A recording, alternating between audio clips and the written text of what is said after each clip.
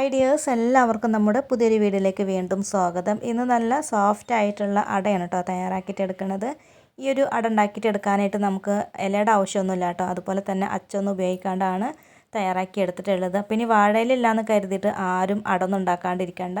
നല്ല പഞ്ഞി പോലത്തെ അട നമുക്ക് നല്ല പെർഫെക്റ്റ് ആയിട്ട് തയ്യാറാക്കിയിട്ടൊക്കെ എടുക്കാനൊക്കെ ആയിട്ട് പറ്റും കേട്ടോ. അപ്പോൾ ഇതെങ്ങനെയാണ് ഉണ്ടാക്കിയിട്ട് എടുക്കാമെന്ന് നോക്കാം. അതിന് മുന്നേയായിട്ട് നമ്മുടെ ചാനൽ ആദ്യമായിട്ട് കാണുന്ന കൂട്ടുകാരൊക്കെ ഉണ്ടെങ്കിൽ ഒന്ന് സബ്സ്ക്രൈബ് ചെയ്യണേ. വീഡിയോ കണ്ടുകൊണ്ടിരിക്കുന്ന സമയത്ത് ആ ഒരു ലൈക്ക് ബട്ടൺ പ്രസ് ചെയ്യാനും കൂടെ മറക്കരുത് കേട്ടോ. അപ്പോൾ നമുക്ക് നേരെ വീഡിയോയിലോട്ട് കടക്കാം. അപ്പോൾ ഈ ഒരു അട തയ്യാറാക്കിയിട്ട് എടുക്കാനായിട്ട് ഞാനിവിടെ 2 കപ്പ് അരിപ്പൊടി എടുത്തിട്ടുണ്ട്. ഇതൊരു ബൗളിലേക്ക് ഇട്ട് കൊടുക്കാം.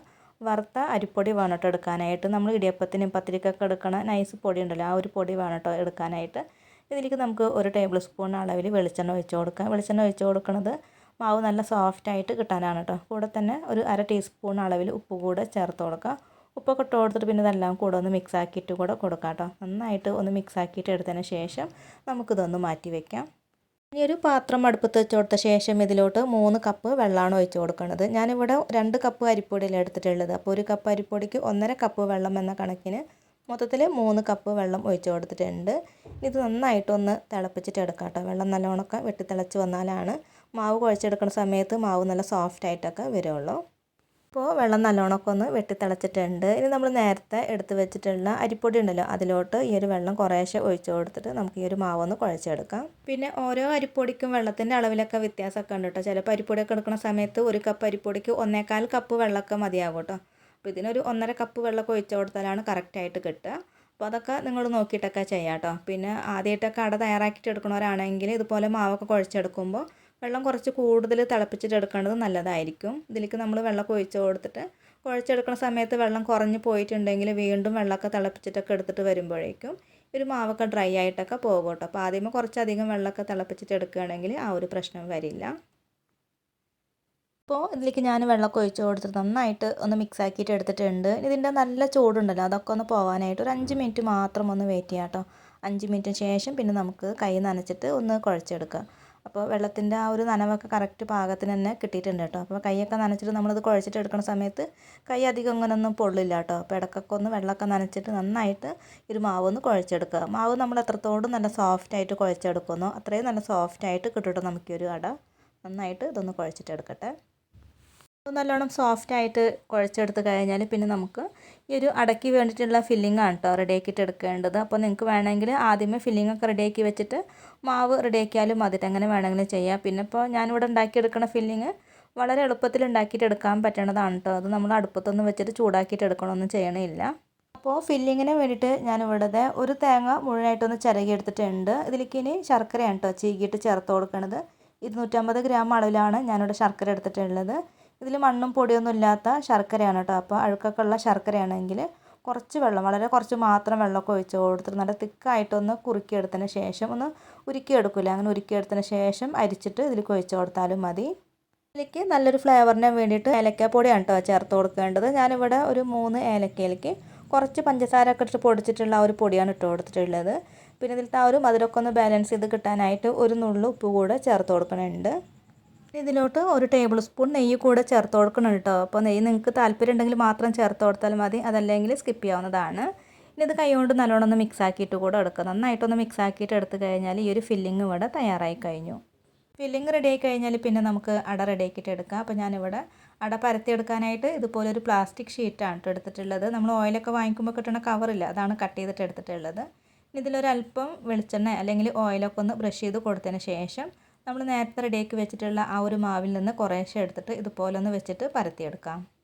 ഈ ഒരു ഷീറ്റിൽ നമ്മൾ വെളിച്ചെണ്ണയൊക്കെ അപ്ലൈ ചെയ്ത് കൊടുത്തത് കാരണം ഒട്ടിപ്പിടിക്കുന്ന പ്രശ്നമൊന്നും വരില്ല കേട്ടോ. പിന്നെ നമ്മുടെ കയ്യിൽ ഒട്ടിപ്പിടിക്കണുണ്ടെങ്കിൽ മാവ് ഒട്ടിപ്പിടിക്കണുണ്ടെങ്കിൽ കൈയൊന്ന് വെള്ളത്തിൽ നനച്ച് കൊടുത്തതിന് ശേഷം ഒന്ന് പരത്തിയെടുത്താലും മതി കേട്ടോ. അപ്പോൾ ഈസി ആയിട്ട് തന്നെ നമുക്ക് പരത്തിയെടുക്കാനൊക്കെ ആയിട്ട് പറ്റും.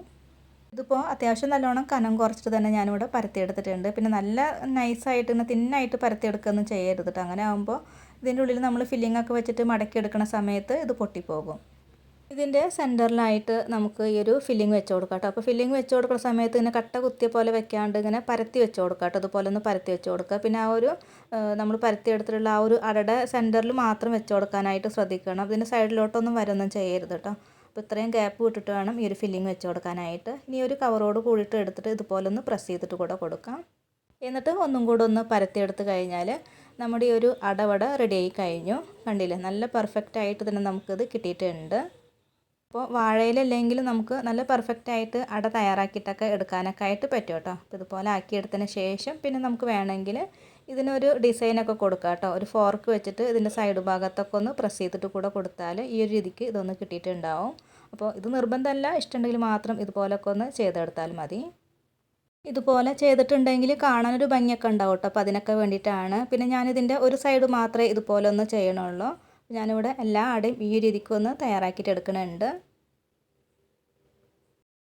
അട റെഡിയാക്കി കഴിഞ്ഞാൽ പിന്നെ നമുക്ക് ആവി കയറ്റിയിട്ട് വേവിച്ചെടുക്കാം കേട്ടോ. അപ്പോൾ ഇത് ആവി കയറ്റി വേവിച്ചെടുക്കാനായിട്ട് ഇതുപോലൊരു തട്ടെടുത്തിട്ടുണ്ട്. നമ്മൾ ഇഡ്ഡലി പാത്രത്തിൻ്റെ ഉള്ളിൽ കിട്ടുന്ന ആ ഒരു തട്ടുണ്ടല്ലോ, അതാണ് കേട്ടോ. അതിൽ കുറച്ച് വെളിച്ചെണ്ണയൊക്കെ ഒന്ന് അപ്ലൈ ചെയ്ത് കൊടുത്തതിന് ശേഷം അട ഒന്ന് വെച്ച് കൊടുത്തിട്ടുണ്ട്. എന്നിട്ട് ഇതിൻ്റെ ഈ ഒരു ഭാഗത്ത് ഒരല്പം വെളിച്ചെണ്ണ ഒന്ന് അപ്ലൈ ചെയ്ത് കൊടുക്കണം കേട്ടോ. അടുത്ത അടയും ഇതിൻ്റെ മുകളിലൊന്ന് വെച്ച് കൊടുക്കുന്നുണ്ട്. ഇങ്ങനെ ആകുമ്പോൾ അട വെന്ത് കഴിഞ്ഞാൽ ഇങ്ങനെ പരസ്പരം ഒട്ടിപ്പിടിക്കില്ല കേട്ടോ. അപ്പോൾ അതിനൊക്കെ വേണ്ടിയിട്ടാണ് ഇതുപോലെ ചെയ്യേണ്ടത്. അപ്പോൾ എല്ലാ അടയും ഇതുപോലെ വേണം കേട്ടോ വേവിച്ചെടുക്കാനായിട്ട്. അപ്പോൾ ഇതിൽ ഞാനൊരു 4 അട വെച്ച് കൊടുത്തിട്ടുണ്ട് കേട്ടോ. ഇനി ഇത് ആവി കയറ്റിയിട്ട് വേവിച്ചെടുക്കാം. ആവി കയറ്റി വേവിച്ചെടുക്കാനായിട്ട് ഇഡ്ഡലി പാത്രത്തിൽ വെള്ളമൊക്കെ വെച്ച് കൊടുത്തിട്ടുണ്ട്. നല്ലോണം തിളച്ച് വന്നതിന് ശേഷം ഈ ഒരു തട്ട് ഇറക്കി വെച്ച് കൊടുത്തിട്ട് അടച്ച് വെച്ചിട്ട് വേവിച്ചെടുക്കാം കേട്ടോ. അപ്പോൾ നമ്മുടെ അട ഇവിടെ വെന്ത് കിട്ടിയിട്ടുണ്ട്. ഇനി ഇതൊന്ന് ചൂടാറാനൊക്കെ ആയിട്ട് മാറ്റി വെക്കാം കേട്ടോ. നല്ലോണം ചൂടാറി കഴിഞ്ഞാലാണ് ഇത് നമുക്കിങ്ങനെ അടർത്തിയെടുക്കാനൊക്കെ ആയിട്ട് പറ്റുള്ളൂ കേട്ടോ.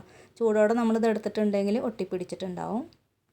ഇതിപ്പോൾ നല്ലോണം ഒന്ന് ചൂടാറിയിട്ടുണ്ട്. കണ്ടില്ലേ, അതിങ്ങനെ എടുക്കണ സമയത്ത് ഇങ്ങനെ ഒട്ടിപ്പിടിക്കുകയോ അങ്ങനെ പൊട്ടിപ്പോവുകയോ ഒന്നും ചെയ്യില്ല കേട്ടോ. അപ്പോൾ നല്ലോണം ചൂടാറി കഴിഞ്ഞാൽ നമുക്ക് ഈസി ആയിട്ട് ഇത് എടുക്കാനൊക്കെ ആയിട്ട് പറ്റും കേട്ടോ.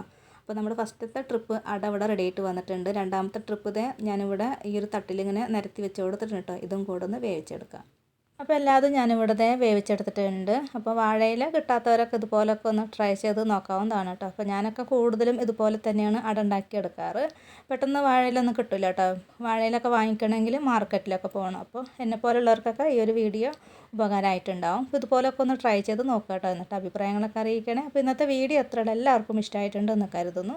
അപ്പോൾ ഇതുവരെ വീഡിയോ കണ്ട് സപ്പോർട്ട് ചെയ്ത എല്ലാവർക്കും ഒരുപാട് നന്ദി. തുടർന്ന് നിങ്ങളുടെ സപ്പോർട്ട് പ്രതീക്ഷിക്കുന്നു. മറ്റൊരു റെസിപ്പി വീഡിയോയുമായിട്ട് വീണ്ടും കാണാം. താങ്ക്